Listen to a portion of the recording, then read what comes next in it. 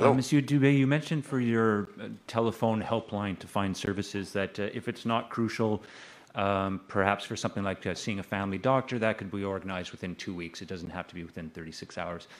I know from personal experience, unfortunately, I have a family doctor, and I booked an appointment, but he's so overwhelmed that he can't see me for 3.5 months.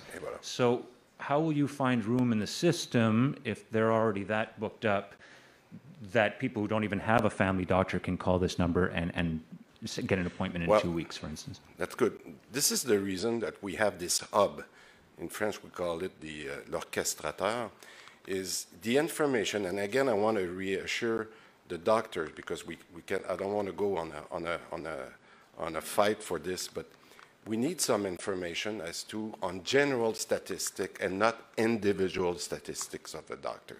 When we have now the opportunity to look at one JMF, okay, when they are connected and they have made their number of appointments available. Sometimes in Rimouski, it varies between 2 and 5%. So this is not much that we're asking in exchange of the gap. But what we're asking the doctors is to say, for your JMF, are you answering those people, because we can see those statistics, are you answering them in, I don't know, 80% of the time in 36 hours, 30% of the time? And if you don't, is it because you don't have the number of the right doctor, the number of nurses, you see? So having the information, not on an individual basis, but on a global basis, allow us to monitor that. And that's what we have to do.